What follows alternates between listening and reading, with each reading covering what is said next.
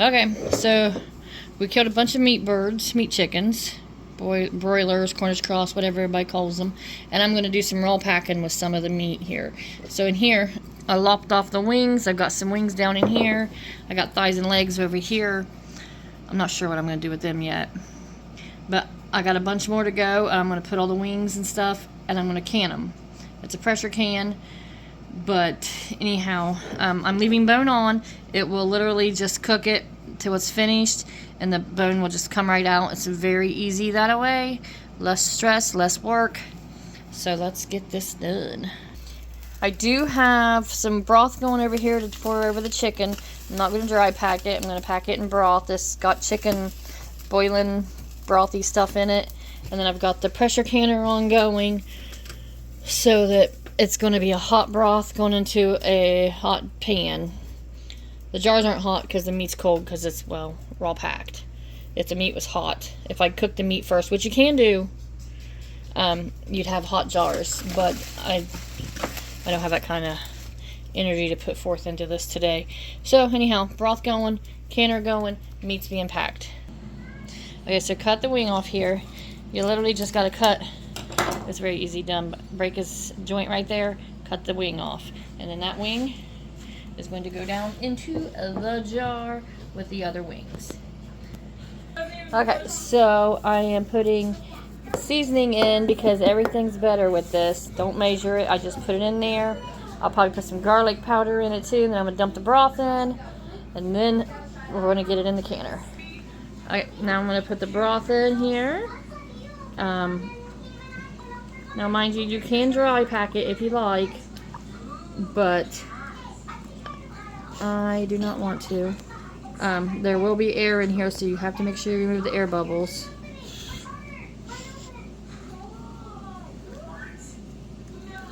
Once I remove the air bubbles, the fluid will be lower.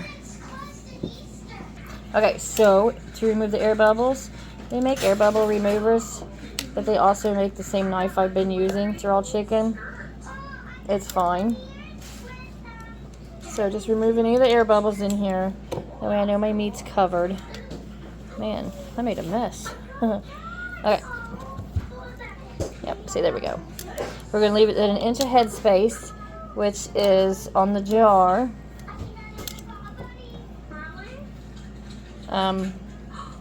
About to the ring here. So here you got, this ring follows you here, so you got to go around it here, and it'll follow on down. You know, you get halfway through it, you're about a 1/2 inch of headspace here. And then down here is where I count about the 1 inch of headspace. That's about 1 inch. So that's where we're going to aim to get them to. Anyhow, after that, we'll get them capped and stuff like that, put away. Or put in the canner. Okay, garlic powder just for good measure. Ooh, that's a lot. It's a good thing we like garlic. Anyhow, makes everything good. Wipe your rims up real good. When you do your rims, you got to make sure they're good and clean so that there ain't nothing on them so that it don't interrupt the seal. So put the rims wiped up. If it's sticky, you can use a damp cloth. If it's not sticky, just use a regular cloth. It doesn't matter, paper towel, whatever you got handy. Make sure they're clean, and then I'll put the caps, the lids, and bands on. Okay, so we are using wide mouth jars because, well, it's meat. It's harder to get in and out, so wide mouth jars. So we need wide mouth lids. There is a difference in size. First time I ever bought these, I thought I'd done so good. I was so proud of myself. I come home, all I have is regular mouth jars and wide mouth lids. Had to do a whole new shop thing to get them done, but that's the difference in them here. Pop it up. That's the size difference. That's how much bigger they are. Any brand, but mostly you find Ball in the wide mouth. They're not as common to find. Anyhow, let me get one that's good. This is my wide mouth. It just sits right on here like a regular jar. Put that on. Put this band on here. Finger tight just right. Yep, so finger tight just right. Sometimes I go a little tighter, but whatever. And then these will go directly into the canner. Once I get them all packed up and get the canner going, we'll get the lid on it. The canner is full. It has 7 jars in it. we're going to put the lid on it now. Here's an arrow. This is how it tells you to line up your lid, which we're getting. Hold on. Okay, so there's the arrow there. The two arrows need to line up. Arrow tip to arrow tip. There you go. Now it's on, and then it just locks in place. And then when it heats up, it'll start building up pressure in it. This here thing will pop up, and then there's a rubber seal back here, and that'll kind of stand up like that. And that's when you know you can put your jiggler on it, or your weight, or whatever. I use a jiggler. It doesn't have to be tested. This is the jiggler. This is a 5 pound, and then this ring here is another additional 5 pound. It clearly don't weigh 10 pounds, but that equals the 10 pounds of pressure for the canner.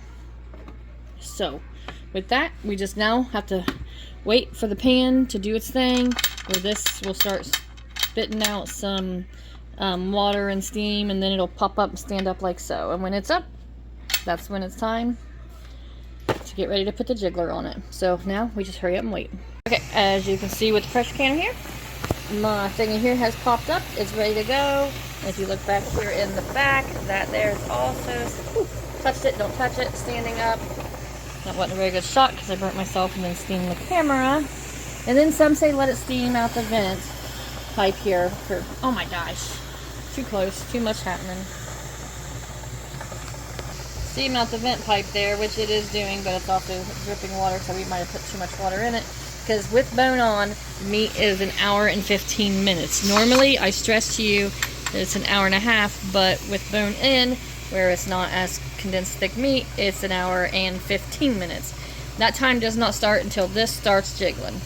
That's when there's 10 pounds of pressure in the pan, in the canner there. Okay, so you can see this 10 pounds has been reached. That's what it'll do for the next 1 hour and 15 minutes. Just kind of regulate the heat to keep it at about that pace. So 1 hour, 15 minutes, and when it's done, we pop it off the heat. And that's it. Time is up on the canner here, so we're going to pop it off the heat and let it cool. We will not open it now until this here thing drops. When that drops back down, then this piece back here will be back in place. Then it can be open. That's when all the pressure is released from the pan. Until then, nope. We just remove it from the heat and let it do its thing. Usually takes ½ hour or so-ish. At least this canner does. Everybody's is different. Anyhow, now I just have to remove off the heat and wait. As soon as I got it off the heat here onto these towels, you can see the pressure starting to decrease in the canner. It's clearly not 10 pounds anymore. So that's it. Now that'll stop. And then these will drop here in a bit when all the pressure is completely released from the pan. Okay, you can see here that the thing here dropped back down, so pressure's out. This rubber thing, the secondary protector, I am like brain dead today. That's out. Pop my jiggler off there, and then you unlock it. When you unlock it, you just line the arrows back up together again, and then they will open up. Make sure you open it away from you. If you do not, you will scold yourself. I am also going to try to do this one-handed, so wish me luck. Oh, I'm scared. Oop. Alright, there we go. Everything looks pretty good. Smells like chicken. With my jar lifter here, plastic piece on my hand is the handles. They're plastic, they're rolly, they're not grippy. Down here is the grippy end. You literally just have to reach in, get a hold of your jar, pull it out. And then when you place these on the towel, put them on towel, it helps prevent shock from anything that might have been, you know, like you put something hot on a cold surface, like a glass, you shatter your glass.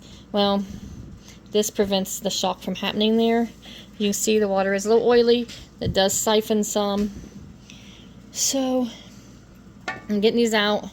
I gotta move the canner though. So, in between each jar is space. You can see where they're still boiling. But in between each jar is space so that there is room to allow for adequate cooling, and then that is when the jars will seal, is when they start to cool. It'll just suck them right down, and then as soon as this top here is pressed down, they're sealed. But that is raw pack canned chicken.